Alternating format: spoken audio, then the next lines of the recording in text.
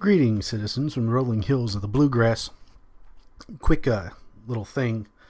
I'll be changing the name of the channel, and that's primarily for the fact that sometimes when you wear everything on your sleeve, they get a little dirty. And people pull away, they pull back, and they don't even give you the chance to engage with them. Which is sad, but an unfortunate truth. And it's, as I've said, sometimes the truth hurts and you need to tell yourself some. And this is one of them. So it's going to be a little change to the name of these videos, that if you watch them and listen, you'll see a different little last name, because the other website requires a last name.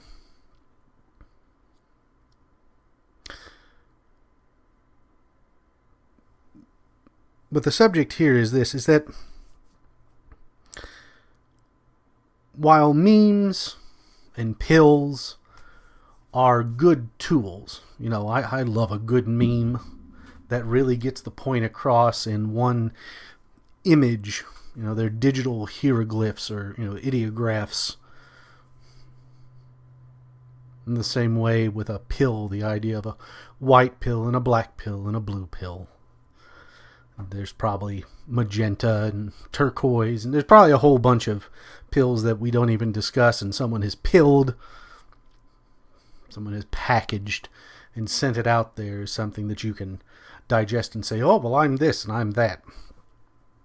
And that's part of the name change. And it's not that I'm any less libertarian.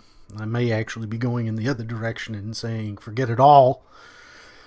But that kind of depends on the actions of the Libertarian Party itself, and maybe what the Republicans do if they ever decide to grow a spine,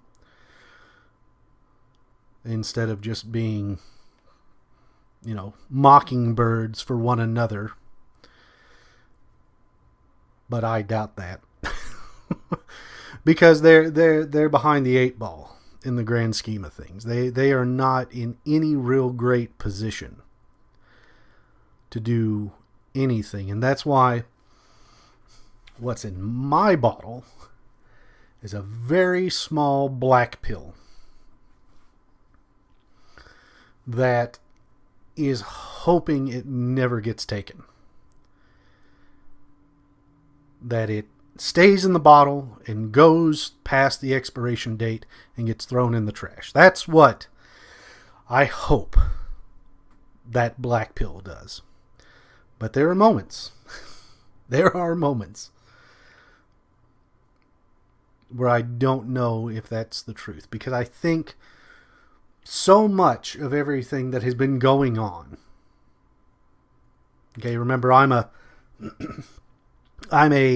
millennial-ish kind of, you know, born in that weird 5-year period before you're a full-blown millennial and a full-blown Generation X. Right? I'm a child born in the 80s and grew up in the 90s. So, you know, I went from, you know, Paula Abdul to MC Hammer. You know, and you end up with that kind of a back and forth, that time frame where you've got all of the craziness of the 80s, the resurgence and kind of apathy, the resurgence of like fakeness of the 1950s with apathy running around it as a child of the 90s. And you then look at the formative years of the 2000s, and then that conversion moment in 2007 when everything was flipped on its head.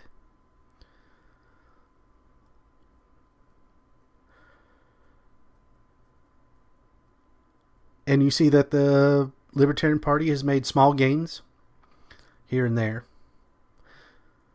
But then they've made concessions, and they've made concessions where they shouldn't.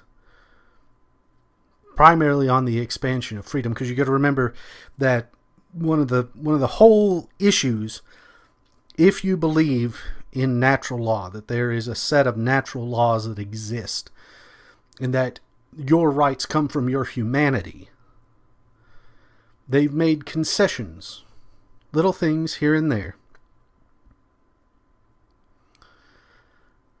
that give those rights and powers to the government.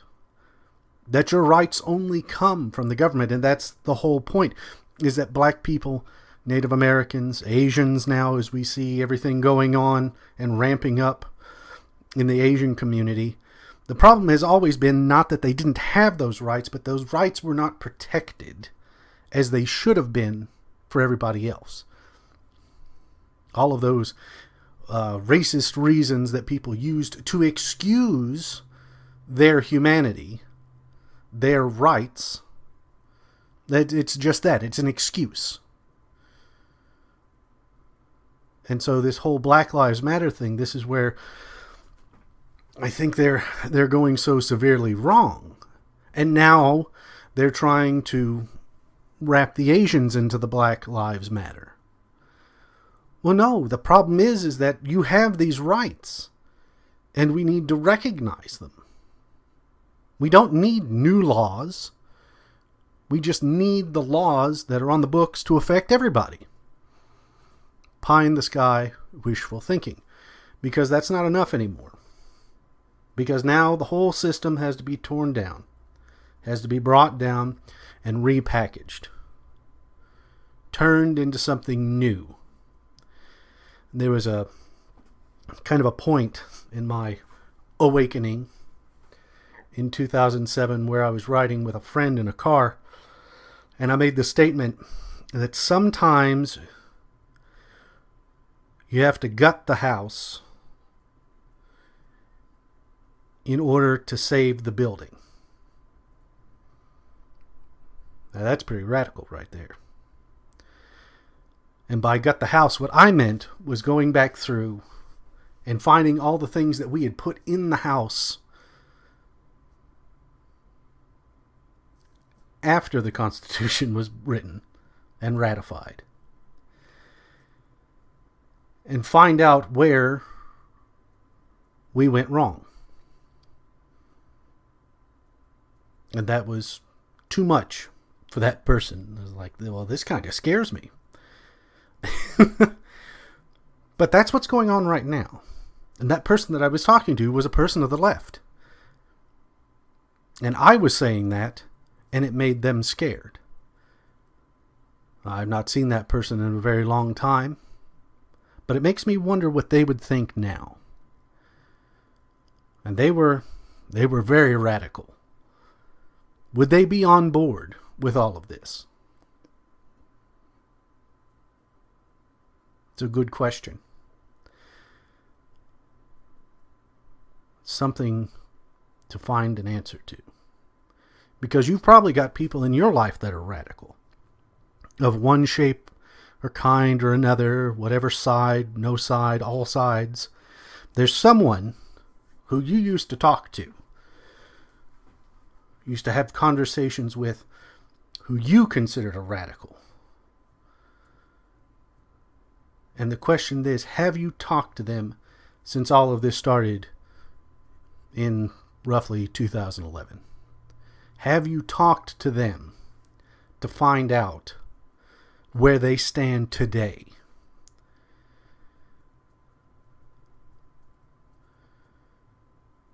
And it's something you should really think about. Maybe you need to reach out and see exactly where the people in your past line up on some of these things. Not to change their mind, but just to see if they've done any growth the way that you've done, that you've made in your meme, in your pill. Have they taken one of the pills? Have they bought into the meme culture, where instead of saying what we have to say, we just put up a little GIF,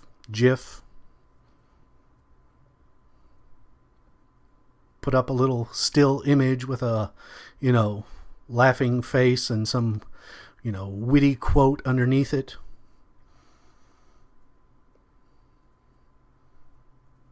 Have we moved beyond those kinds and are actually going back to where we actually sit and discuss with one another? Probably not. And again, that's that little black pill rattling around in the bottom of the cup, wanting to be put in your hand and taken.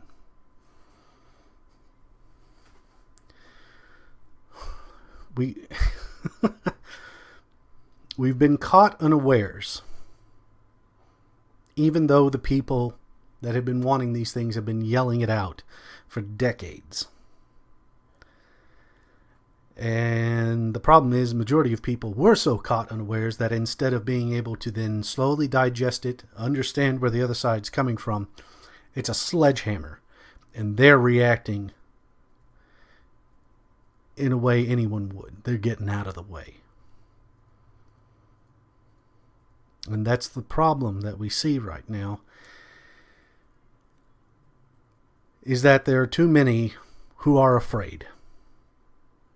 On both sides. And yes, this is both sidesism, because the left believes that there is a Nazi around every corner, that a white man is going to come running out of the long grass and do something to them that is horrible and horrific. And it is dangerous, and look at them, they're everywhere.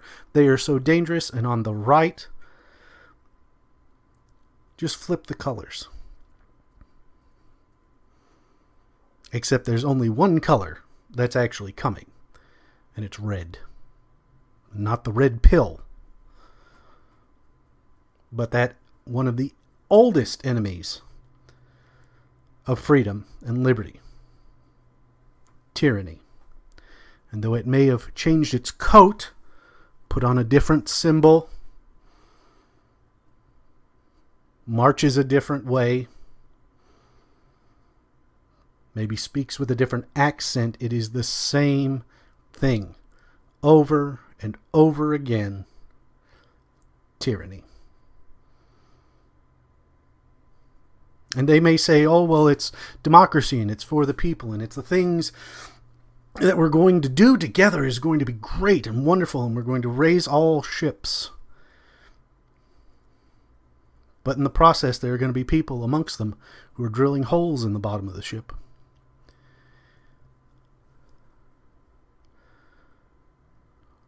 They're going to slowly sink it. Because in the end, it's entropy. Right? All moves to decay. All moves to destruction. To consumption.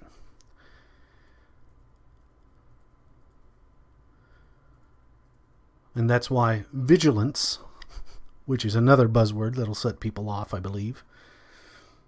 Vigilance is the main responsibility of liberty. You must be vigilant with your rights, with your responsibility being that you protect your rights so that the generation that comes after you will have them as well.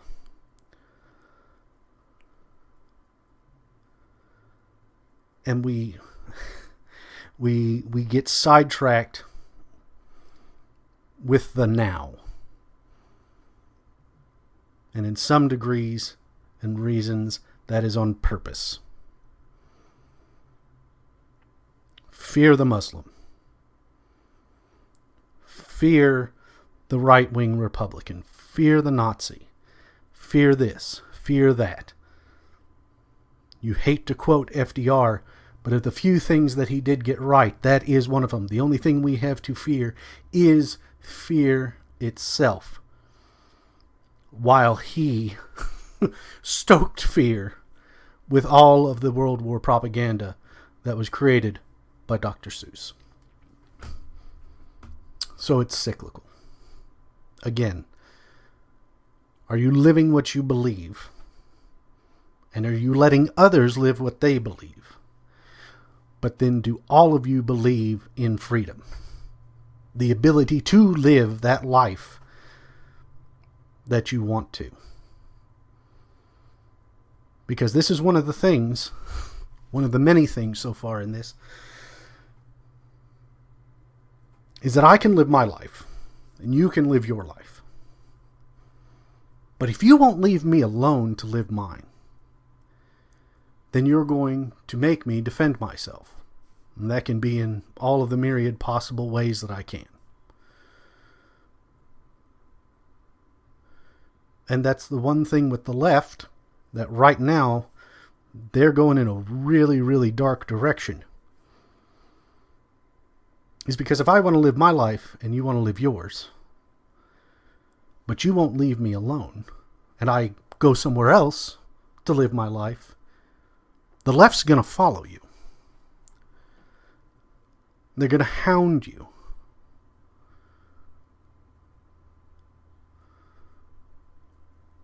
Isn't that sadistic? I'm leaving because I don't want to deal with what you're handing out. So I'm just going to leave and I'm going to do my own thing. But then they follow you.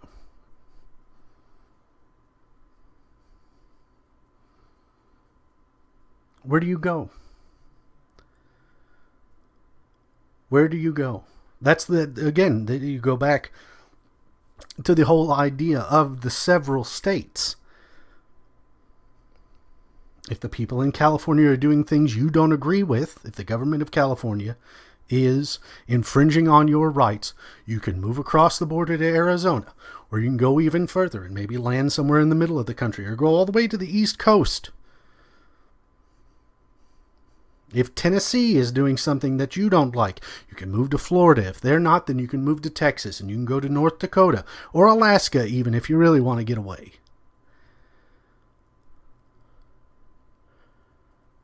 But all of their proposals are nationwide. They're at the federal level. You can't get away from them because everything has to be the same everywhere. And they talk about white hegemony, United States hegemony, Western hegemony, whichever way you want to pronounce it. When in and of themselves, they are trying to produce a hegemony of their own, where it is their will that is enforced on a wide scale. But their hegemony is good, and everyone else's is bad. They are the only ones with the truth. They have the light that will lead us out of the darkness. They are the ones who will save us from each other, and they will save us from ourselves. And though it's a very slim margin, and we'll see what happens in the midterms, they have all the power. All of it, except for the state legislatures. And it's in your state legislature where you're going to find your closest allies. And I hope you put libertarians into those positions so that we can really fight back, really push back on a lot of these restrictions.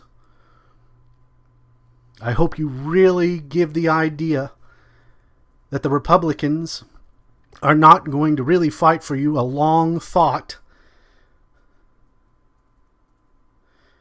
and really push this out. That we are not going to be cowed. We are not going to be afraid anymore. We're going to stand where we are, and we're not going to ask for our rights. We're going to declare them. And we're going to declare them not just for ourselves, but we're going to declare them for our neighbors. That they have the rights that we have. And that you will not take my First Amendment right to say what I believe. You will not take my Second Amendment right for me to be able to defend myself if people come against me. You will not come into my home and take the information that you want to find that will make me a criminal without at least getting a warrant.